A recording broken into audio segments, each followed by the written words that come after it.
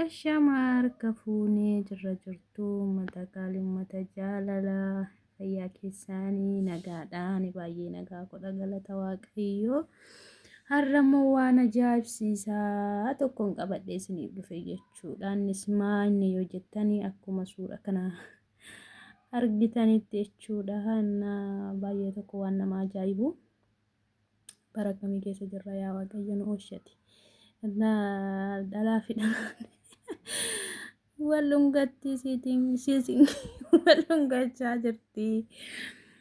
Barri kun bara baay'ee abaarsaadha jechuudha. Kanaaf waaqayyo nama oolchuu innaa dhaltuun akka kanatti gadi baatee fuula miidiyaa irratti gaafa isheen akka kanatti taatu baay'ee nama gaddisiisa jechuudha.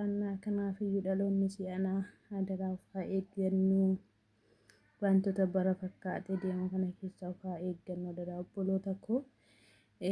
Kana garuu gaarummaatti fakkaateef gochuu danda'u yookiin beekamtittiin argachuufis gochuu danda'u garuu kun fuula waaqayyoo fuulduratti fuula hawaasaa fuulduratti illee gaarummaa hin qabaatu jechuudha. Kanarramee dhaloonni nu booddee dhufan maal baratu jettanii yaaddu isin kanarraa wanti baratamu homtuu hin jiru jechuudha.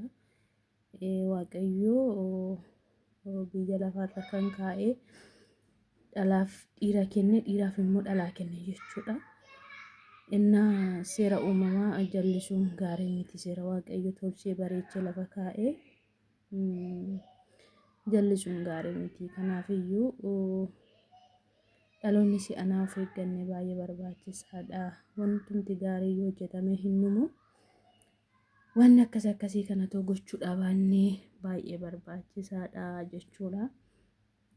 Maaliif fakkeenyummaa gaarii yoo hojjetan iyyuu dhalootaaf galaa ta'anii ergaa isaan barbaachisu dabarfachuu danda'u jechuudha. Ijoolleen kun garuu waan hubannaa hin qabnee fi nuguma jaalalatu isaan qabee wal jaallatanii haa ta'u garuu beekamtii argachuuf malee dhiirri dhalaan tokko akkamitti dhalaa kan biraa jaallattee kanatti achi aseesee baati. Kanaaf iyyuu waaqayyo nu haa oolchu. Kana egaa dhaloonni waan irraa baratuun qabu gatii ta'ee fi waaqayyoon nutti araaramu jennee madhiisne bareedaadha jechuudha. Kanaaf dhaloonni kana fakkaattan illee yoo jiraattan yoo of eeggattan baay'ee barbaachisaadha jechuudha. Kanaaf iyyuu shaamarran keenyas ta'e dhiirri keenyas ta'e saala wal fakkaataadhaan akka kanatti.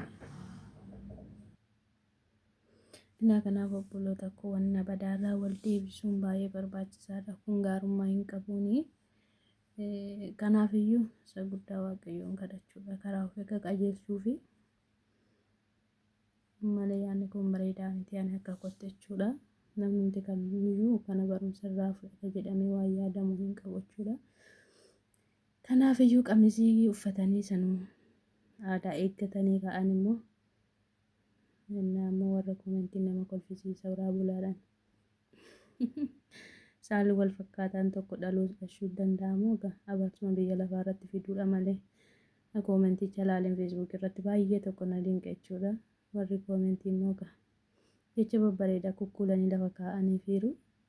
Kanaaf anis illee isaan keessaa anis yoon dubbadhe maal qaba jedhee tan gara keessan fidee jechuudha. Kanaaf iyyuu hordoftoonni koo laayik godhaa, sabiskiraayib godhaa, koomentii godhaa na jajjabeessaa isiniin jedha.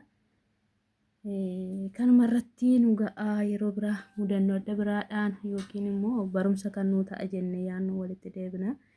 Galatoomaa ulfaadhaa eebbifamaa turtii gaarii qabaadhaa isiniin jedha. Ciao.